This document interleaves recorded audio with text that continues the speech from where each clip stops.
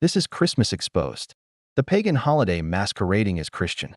We now look at 3 points which prove that Christmas is rooted in paganism and has no biblical basis. It's actually a scheme of the enemy to get Christians to exchange the truth of God for lies. So if you've ever struggled with whether or not you should celebrate Christmas, this message will help you see it through the eyes of God. So be sure to share this after you watch it. And if you're new here, join our family. Christmas is coming up quickly, and I want to help you expose the darkness in the holiday season so you can walk in the light and not be deceived. Now we'll be looking at scripture to back up everything that we say, so make sure to follow along. Number 1. Christmas has pagan roots, not biblical origins. In 60 AD, the Roman Empire was immersed in paganism and false religion. One of their most popular festivals during that time was the celebration of Saturnalia. This took place on December. People would decorate their homes with greenery and exchange gifts. They'd also hold feasts, drink excessively, gamble, and even engage in sexual immorality during this week-long celebration. Many historians believe that the popularity of Saturnalia contributed to the choosing of December 25th as the date of Jesus' birth. In fact, there's no biblical basis for celebrating his birth at all. There's never any mention of the exact day he was born. Most theologians agree that December wasn't even close to his birth month. Yet Christians were celebrating Christ's birth on December long before the Protestant Reformation. Why? Because they were following tradition, the traditions of men.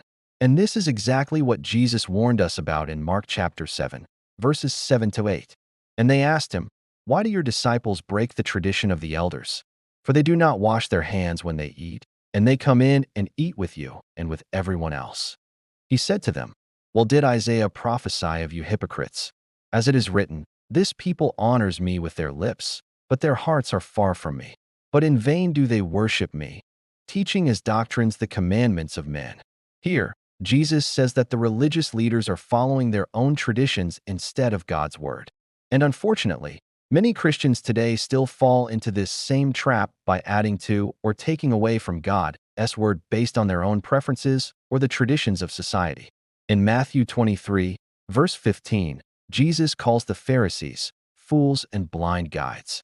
And in Galatians 5, verse 1, Paul calls those who want to impose their traditions on others foolish and uncircumcised. When we celebrate Christmas, we're honoring the traditions of men rather than God's word. There's nothing wrong with spending time with loved ones or giving gifts or even eating special foods. However, we must make sure we're doing these things to honor God and not just following the crowd. As Christians, we need to evaluate our motives for celebrating Christmas. Is it because we truly want to honor Christ, or is it because it's become a cultural norm? What does God think about us celebrating Christmas? Some people say that Christmas is a pagan holiday, so how could God possibly allow Christians to participate in it? To that, I say that Jesus himself attended a wedding feast in John chapter 2, verse 1 to 11. We don't see him condemning wine, food, dancing, or celebration. Jesus didn't abstain from good food, good wine, or other festive occasions. Instead, he transformed them into an opportunity to glorify God. So as long as we have pure motives and glorify God, there's nothing wrong with enjoying some of the things associated with Christmas, such as good food, fellowship, and even gift-giving. However, we need to be aware that Satan has a way of twisting good things into sin. As long as we make it clear that our focus is on Jesus and not on the trappings of pagan tradition, we can still enjoy some aspects of Christmas without compromising our faith. Ultimately, it's important that we bring every thought and intention into captivity to obey Christ, and that we resist the temptation to follow the crowd simply because it is easier. Number 2, Christmas symbols are idolatrous. The Bible warns us not to use physical objects as a substitute for God. In Exodus chapter 20, verse 3, God gives the 10 Commandments and says, "You shall have no other gods before me." The Christmas tree is condemned in Jeremiah chapter 10, verses 1 to 4. Hear the word that the Lord speaks to you, O house of Israel. Thus says the Lord, learn not the way of the heathen, do not be dismayed at their signs. For the heathen are right here. Their customs are really nothing. Fear not their scoffs, for they will come to nothing. Do you despise the Lord who made you? His statutes are really nothing. Do not fear what they fear, and do not consider their idols to be anything terrible. For it is the Lord who will burn them up. Fire will devour them. Here, God says to Israel, "Don't copy the ways of the nations. Don't be afraid of their religious rituals or gods.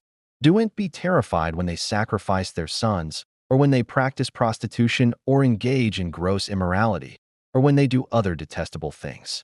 You shouldn't fear them, because the Lord will destroy them like fire. He will completely wipe them out." Sadly, most Christians have replaced the true worship of God with the traditions of men.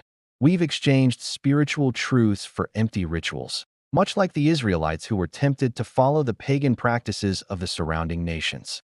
Instead of trusting in God and His promises, they turned to idols and false gods. And now we see the same thing happening in the church today. Christmas trees, presents, red bows, candy canes, and reindeer have all replaced Jesus in our celebrations. Many Christians now view these symbols as necessary parts of Christmas, just as the people of Israel viewed the idols and religious rituals of surrounding nations as essential to their culture. But the Bible tells us that we should fear God alone and not be afraid of what people do when they worship their idols. God wants us to turn away from these things and put our trust in Him alone. It's easy to get caught up in the excitement of Christmas and forget what it's really about. We need to remember that God desires a sincere and genuine worship, not just a display of outward rituals. So let us take time to examine our hearts and make sure that we refocusing on God and not on empty traditions this Christmas season.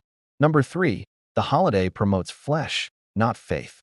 Many Christians use Christmas as an excuse to indulge in the flesh.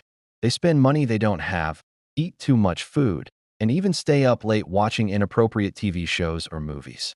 They might also spend more time on social media than they should, or get drunk or high and act in a manner that's unbecoming of a child of God. During this season, churches often focus on giving instead of receiving, caroling instead of partying, and good cheer instead of gluttony. But many Christians struggle with the flesh and find themselves giving into temptation during the holidays. They might justify their actions by saying, "Everyone sins," but this isn't a biblically sound argument. While it's true that everyone falls short of God's glory, we shouldn't try to justify sin. Instead, we should strive to live lives that are pleasing to God. In Titus chapter 2, verses 11 to 14, it says, "For the grace of God that brings salvation has appeared to all men, teaching us that denying ungodliness and worldly lusts, we should live soberly, righteously, and godly in the present age, looking for the blessed hope and the appearing of the glory of our great God and Savior, Jesus Christ, who gave Himself for us that He might redeem us from every lawless deed and purify for Himself a people for His own possession, having all things common in Scripture." Here, the author tells us that we should live lives that are pleasing to God and that we should avoid worldly desires. Even though we can't be completely free from sin in this life, we should still strive to live holy lives. We should deny ungodliness and worldly lusts and live soberly, righteously, and godly. In conclusion, Christmas is a holiday filled with both good and bad. While spending time with loved ones and giving gifts are positive things, we need to be careful not to exchange the truth of God for lies. Let us take time this Christmas season to examine our hearts and make sure that we refocusing on the true meaning of the holiday, which is celebrating the birth of Jesus Christ. We should avoid the temptations of the flesh and instead seek to live lives that are pleasing to God. Remember, the best gift you can give this Christmas is the gift of salvation. Share the gospel with those around you so they can know Jesus and experience true joy and peace. Thank you for watching this video. If you've never liked one of our videos, please let us know why in the comments section below. Your feedback helps us make better videos for you. Be sure to share this message with anyone who might benefit from it. Thanks again for watching. We'll see you next time.